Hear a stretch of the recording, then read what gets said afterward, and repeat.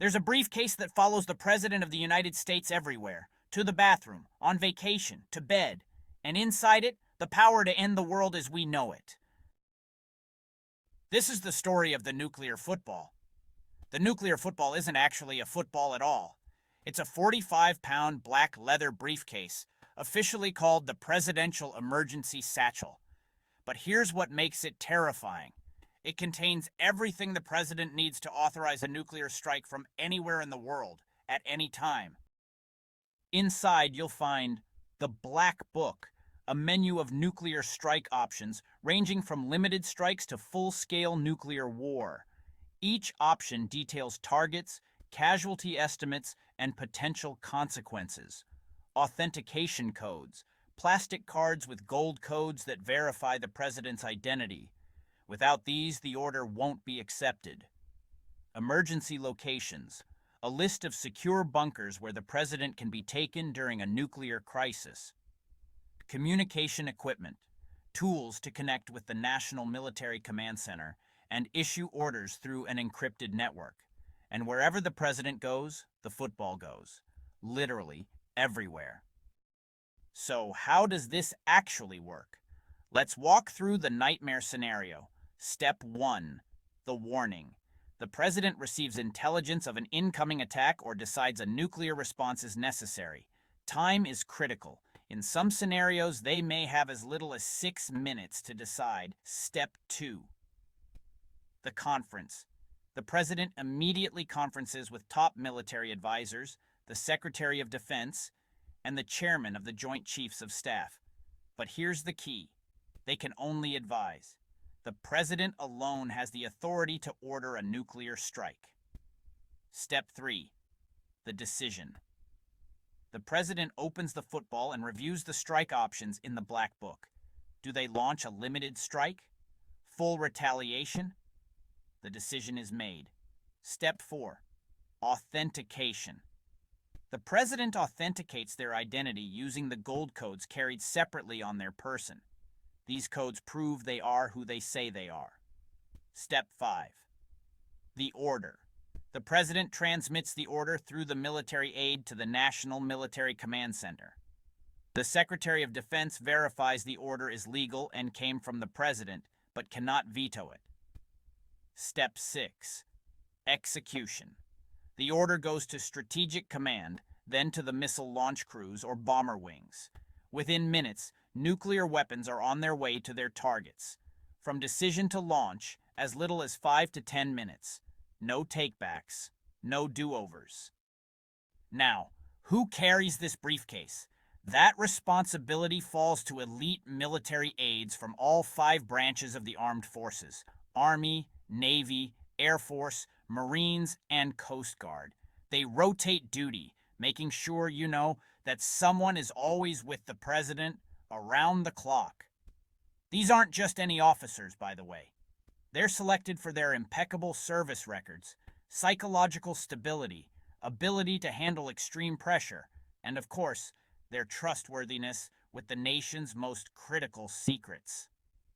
They also undergo extensive training on nuclear protocols, emergency procedures, and crisis communication.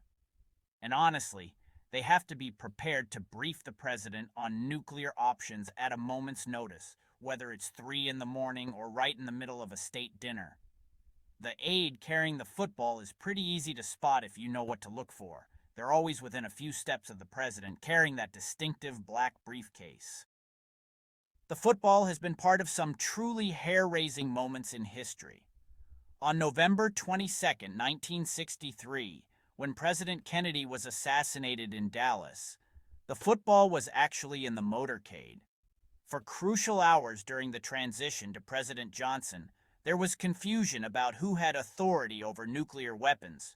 Then, on March 30th, 1981, when President Reagan was shot, the football went with him to the hospital. Meanwhile, Vice President Bush was on a plane without the football, creating a brief crisis in the chain of command. On January 20th, 2001, during President Clinton's final hours, the football was briefly missing during the transition to President Bush. It was eventually located, but the incident really highlighted some vulnerabilities. On September 11th, 2001, when President Bush was shuttled between secure locations, the football traveled with him aboard Air Force One as the nation faced an unprecedented attack. There have been other close calls too, times when false alarms nearly triggered nuclear responses, when the football was temporarily separated from the president, or when communications failed. Each incident, honestly, reminds us just how close we've come to catastrophe. The nuclear football raises some deeply troubling questions. First, there's the speed problem. Should any one person have the power to end civilization in just minutes? Critics argue there's no time for deliberation, no checks and balances, and really, no way to ensure a rational decision. Then there's the human factor. What if the president is incapacitated, mentally unstable, or just under extreme stress? There's no required psychological evaluation before launching nuclear weapons. And then there's the 25th Amendment gap.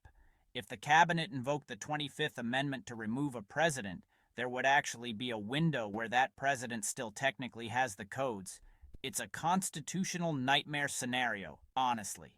Some members of Congress have proposed requiring congressional approval for a first strike or creating a two-person verification system similar to what missile launch officers use. But these proposals face the same problem. In a real nuclear attack, there may not be time for additional approvals. It's a terrible paradox. We need the ability to respond quickly to a genuine threat, but that same speed eliminates safeguards against mistakes.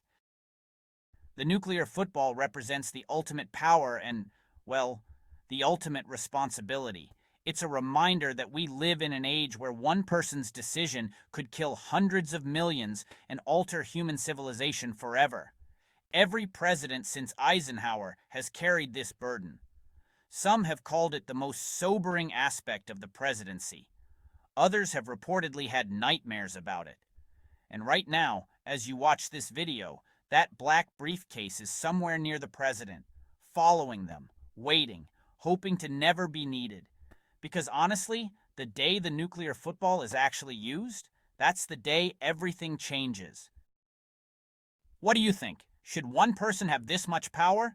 Should there be additional safeguards? Let me know in the comments below. And if you found this video informative, please like and subscribe for more content on national security, presidential history, and the systems that shape our world.